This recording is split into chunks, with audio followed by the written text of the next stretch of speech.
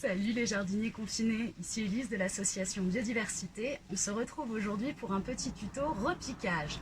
Alors avant de rentrer dans le vif du sujet, je voulais juste faire un petit point sur l'arrosage des semis. Vous avez été nombreux à nous poser des questions sur les intervalles auxquels arroser.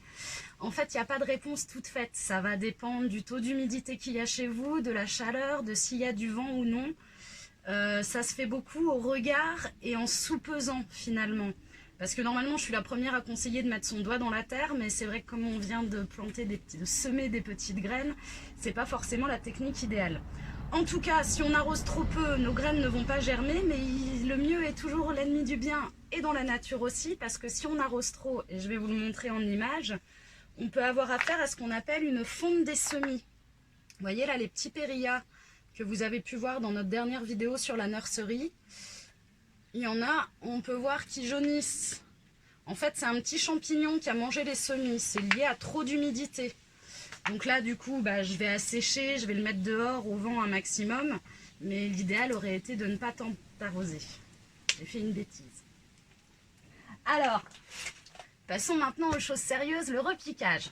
On va voir 4 repiquages différents aujourd'hui et on va commencer par les laitues.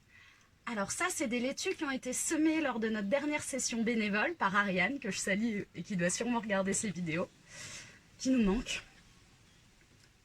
Et donc ces petites laitues, on va aujourd'hui pouvoir les repiquer. Alors il nous faut du terreau, pour le coup du terreau normal, des laitues déjà semées, ça me semble logique. Et pour les repiquer, on va pouvoir se servir par exemple de boîtes d'œufs, ou de pots de yaourt, ou de tout contenant que vous pourrez trouver fonctionnera.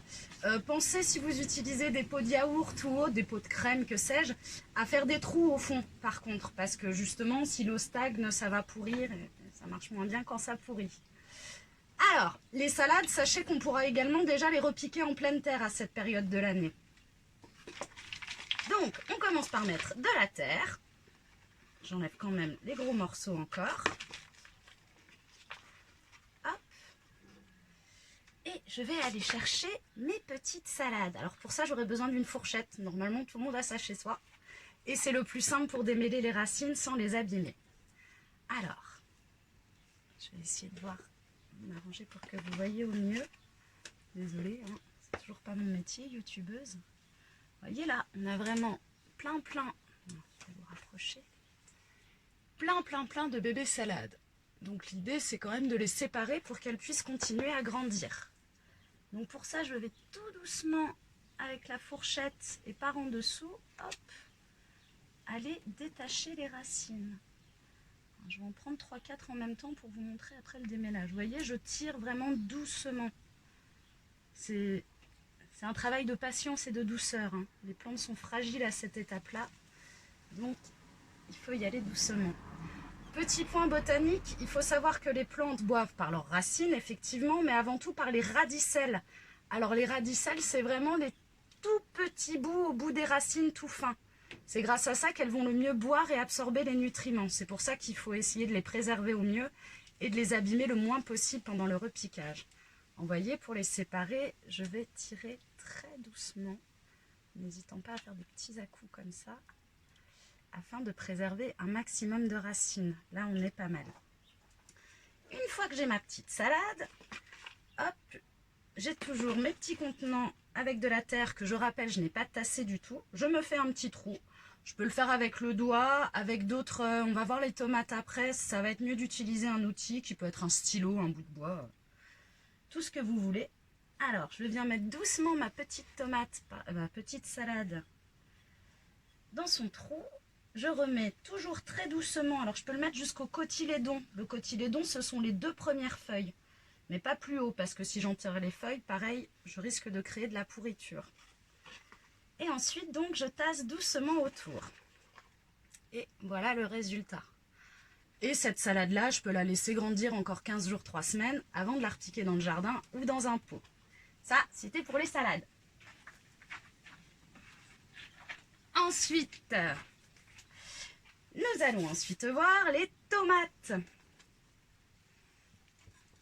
Hop, alors, ces tomates-là, ce sont des tomates tigrées de notre jardin, des graines j'entends, que nous avons semées le 29 février.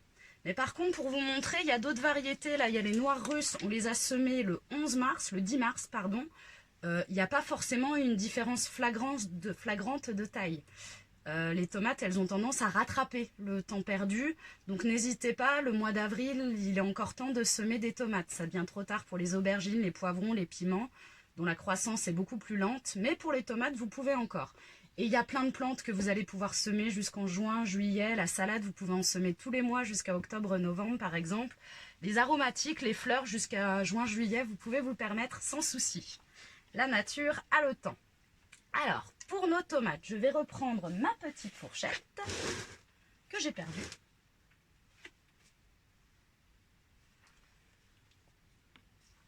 Que j'ai retrouvée, je l'avais laissée dans la salade. Et pareil, de la même manière, en faisant attention à ne pas abîmer les racines, je vais chercher par en dessous. Alors là, c'est assez facile parce que je ne les ai pas semées très denses.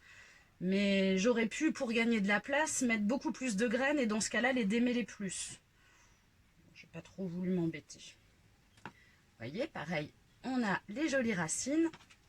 Et ce qui est intéressant avec la tomate, c'est que tous les petits poils qu'on peut voir sur la tige, cette partie pilifère là, ils vont pouvoir se transformer en racines si on les enterre. Donc on ne va pas hésiter parce que toujours pareil, plus la partie terrestre souterraine va être importante, dense, saine, plus la partie aérienne va être vigoureuse. Donc c'est important. Alors pareil, je prends un petit godet ou un pot de crème, etc. Je mets la terre dedans, toujours sans tasser. Alors là pour le coup, je vais me servir d'un accessoire, tout simplement le dos de ma cuillère. Je vais me faire un trou très profondément. Je peux même aller jusqu'au bout du godet. Parce que du coup, pareil, je vais enterrer la tomate jusqu'au cotylédon, jusqu'aux premières feuilles. Hop, alors j'y vais doucement. Si votre godet est trop petit, vous pouvez même les pencher un peu pour qu'il y ait vraiment un maximum de la tige qui soit en contact avec la terre et qui donc se transforme en racine. Hop, ensuite je tasse autour doucement. Et ma petite tomate est repiquée. Toujours pareil pour les tomates, on pense vraiment à noter ce que c'est, sinon on ne se souviendra pas. Rien ne semblera plus à une tomate qu'une autre tomate. Alors nous on a fonctionné par code, donc voilà, je sais que ma tomate tigrée c'est la 14, elle est notée, roulez jeunesse. Ensuite, un autre repiquage qui, je vais vous l'avouer, fait partie de mes repiquages préférés, c'est le basilic. Regardez comme ils sont beaux nos basilics. Alors ceux-là, ils ont été semés il y a bien 6 semaines. On a le basilic réglisse, le plus beau, le plus gros. On a le basilic rosy, le pourpre. Et en dernier, un tulsi, donc un basilic sacré, tulsi rama. Alors vous voyez que la croissance n'est pas la même. Ils ont été semés au même moment, mais il faut surveiller. C'est en ça que c'est aussi difficile de donner des indications de temps. C'est quand la plante est assez grande qu'on repique. Alors là, pour le coup, on a un joli chignon de racines. Alors je pourrais replanter toute la motte, comme je vais vous montrer après pour le persil, et laisser les basilics se développer comme ça. Mais le basilic, je sais, comme toutes les autres plantes, plus elle a de place, plus elle va se développer. Donc je vais doucement, toujours avec ma petite fourchette magique, venir défaire le chignon des racines, en essayant vraiment d'abîmer au moins possible les petites radicelles qui permettent à la plante de se nourrir et de s'hydrater. Alors je fais ça tout doucement. Ensuite, la technique que j'utilise en ce moment, c'est que je vais venir planter ma fourchette tout doucement au milieu. Parce que pareil, ça va m'aider à défaire doucement le chignon des racines. Vous voyez? Hop, une fois que j'ai fait ça, je vais déjà mettre de la terre dans mon godet. Hop.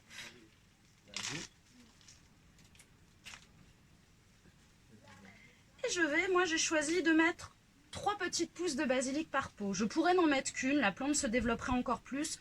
Mais 3, ça me semble un bon ratio. Elles vont quand même bien se développer, on garde quand même un petit peu de place. Et comme c'est des plants qu'on va vous proposer à la vente très bientôt, ce qui est plutôt une bonne nouvelle, mais on en reparlera dans une autre vidéo, et ben on avait quand même envie que vous ayez à chaque fois au moins 3 petites pousses de basilic par pot. Alors, donc je détache là, vous ne me voyez peut-être plus. Vous voyez, j'en ai séparé une et je vais tirer tout doucement. Alors vraiment, j'hésite pas à jouer, j'y vais pas comme un cochon. Hein. Le but, c'est pas que ça casse, c'est que ça se démêle, vous voyez. Mais ça a quand même des jolies racines. Hein. Et là, je peux le repiquer. Pareil, jusqu'au cotylédon, les premières feuilles, qui ressemblent en général pas aux feuilles définitives. Elles ont souvent une forme différente. Et voilà de un. Un petit deuxième, rapidement.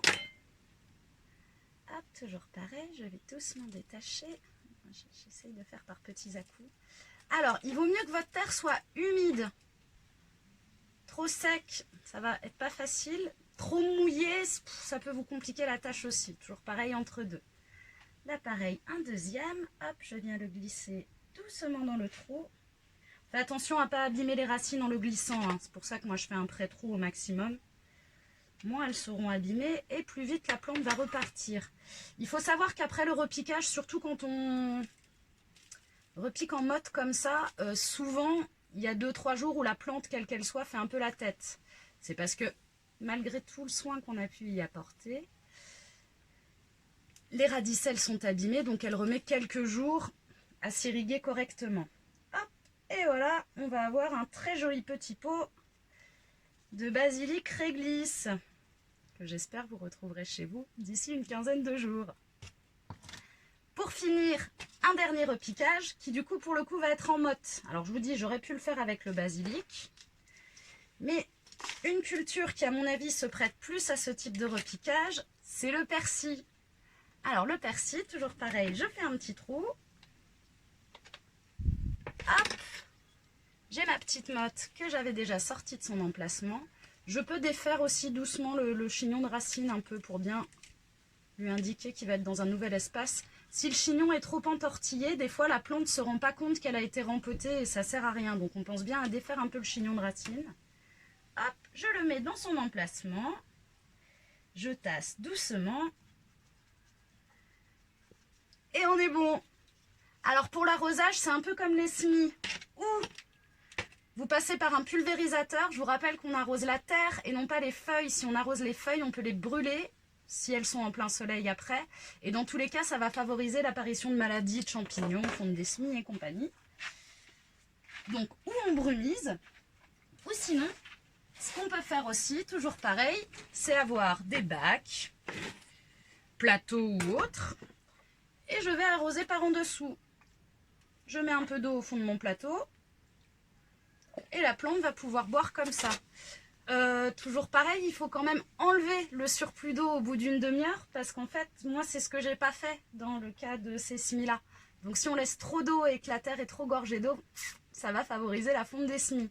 Voilà, j'espère que cette vidéo vous sera utile. J'espère qu'elle n'a pas été trop longue, si encore une fois. Mais enfin bon, il y avait des choses à dire. Je vous fais des gros bisous et à très vite au jardin ou en vidéo.